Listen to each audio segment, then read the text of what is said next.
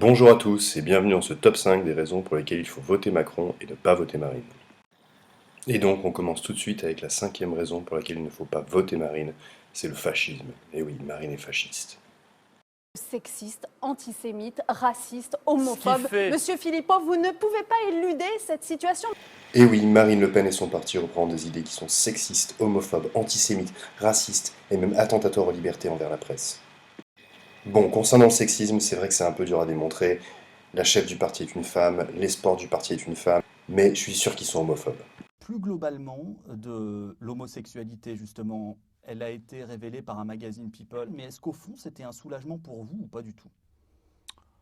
C'était pas un soulagement pour moi parce que c'est pas un problème. Moi, je suis moderne, je vis au 21e siècle.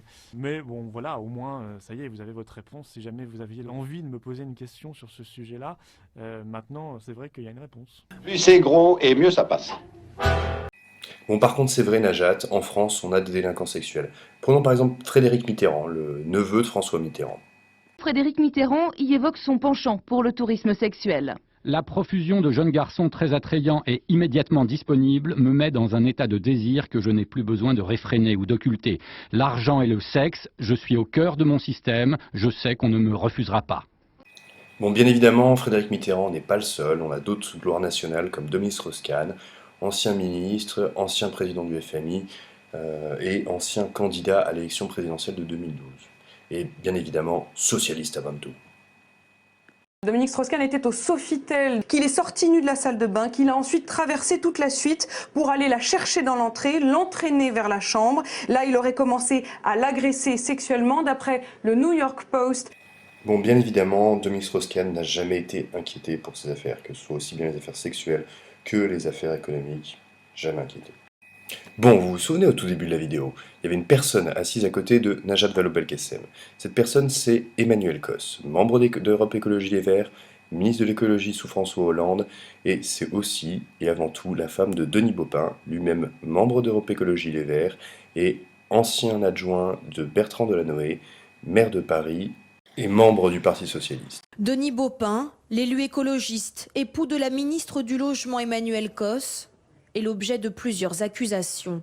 Collaboratrices qui s'enferment dans leur bureau, surtout le soir. Conseils appuyés pour ne pas prendre l'ascenseur seul avec l'écologiste. Quelqu'un qui vous plaque contre un mur en vous prenant par la poitrine et qui essaye de vous embrasser, je pense que ça s'appelle une agression sexuelle. Malgré des refus polis, les SMS de drague de Denis Baupin se transforment en messages pour le moins déplacés. Moi, ma première alerte, elle remonte déjà il y a 1 an, où on m'a dit il y a un problème, il y a des femmes qui disent qu'elles ont eu un problème avec Denis Baupin. On en a 1, 2, 3, 4, 5, 6, 7, 8. Là, on se dit... Là, on se dit que l'affaire a été jugée en mars 2017. Elle a été classée sans suite pour prescription. Cette photo, elle dit l'impunité. Bon, ok, mais le FN, ils sont certainement antisémites. La maire de Paris, je veux dire, Anne Hidalgo, socialiste, déclarait en 2012 qu'ils avaient collaboré avec les Allemands. Bon, la guerre s'est finie en 1945 et le FN a été créé en 1962. Pour ces propos, Anne Hidalgo a été condamnée en mars 2016. Néanmoins, il est vrai que des hommes politiques français ont collaboré.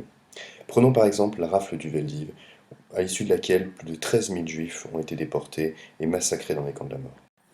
Cet homme ne vous dit probablement rien, c'est René Bousquet, socialiste, nommé chef de la police de Vichy par Pierre Laval, lui-même socialiste.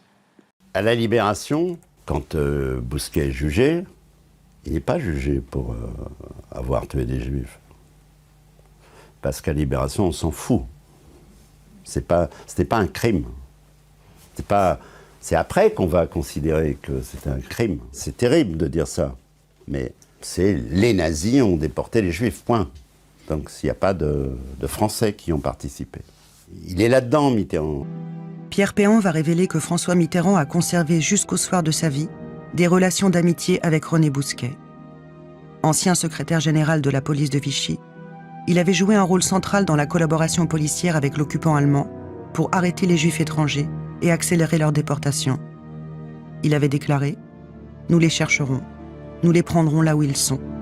Quelle que soit l'issue de la guerre, le problème juif devra être résolu. » Les enfants, les enfants, pas les enfants? Oui, les enfants, on vous donne les enfants. On vous fait un cadeau, on vous donne les enfants juifs. De plus, tout ce que colportait l'extrême droite la plus haineuse semble être vrai. l'étudiant sympathisant avec les croix de feu, la Francisque décernée par le maréchal Pétain. François Mitterrand avait écrit « Je hais ceux qui veulent fouiller, juger ». Beaucoup de gens dans l'entourage de Mitterrand savaient que Bousquet était reçu à l'Élysée, quoi. On le savait.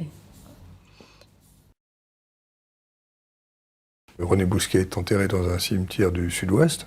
Le fils de René Bousquet m'avait dit qu'on lui avait rapporté que Mitterrand était venu se recueillir sur sa tombe. Après-guerre, René Bousquet devint le mentor politique de Mitterrand. Mitterrand allant jusqu'à le couvrir lorsque les accusations sur le Veldiv apparurent en 1986. Finalement, René Bousquet mourut assassiné en 1993. Si on découpe le parcours de Mitterrand, on trouve Bousquet et on trouve l'Algérie. En 1954, François Mitterrand est ministre de l'Intérieur dans le gouvernement Pierre Mendès France. Opposé à l'indépendance de l'Algérie, il déclare « La seule négociation avec la rébellion algérienne, c'est la guerre ». Nommé garde des Sceaux, François Mitterrand est chargé de défendre le projet de loi remettant les pouvoirs spéciaux à l'armée.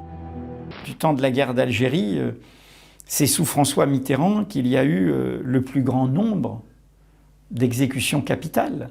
C'est sous François Mitterrand, garde des Sceaux, le président, au nom duquel est associée l'idée de l'abolition de la peine de mort, c'est sous sa gouvernance comme garde des Sceaux, ministre de la Justice, qu'il y a eu le plus de gens, de civils, qui ont eu la tête coupée, et qui ont eu la tête coupée, on a les documents depuis, il était le plus dur dans les comités d'appel. Mitterrand n'a pas dit toute la vérité à Péance, moi j'en ai des preuves. Il y a au moins 2 témoins qui ont été priés par Mitterrand de donner une certaine version des événements auprès de Péan et qui ont reçu qui ont eu des promotions dans les hauts grades de la Légion d'honneur assez importantes.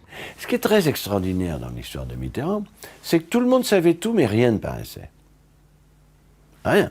Vous considérez que c'est un parti comme les autres, le Front National? C'est pas un parti comme les autres, c'est pas mon parti ni celui de François Mitterrand, encore moins. Mais il n'y avait aucune raison, il n'y a toujours aucune raison pour qu'on empêche un parti ou une organisation qui est démocratiquement reconnue. Le Front National n'est pas interdit. Je m'en tiens à la leçon que m'a donnée peu de temps avant qu'il disparaisse, celui dont j'avoue avec fierté qu'il était un maître à penser pour moi, le président Mitterrand. C'était formidable ce soir. Je veux dire merci à tous ceux qui ont effectué le déplacement. Je crois aux forces de l'esprit et je ne vous quitterai pas.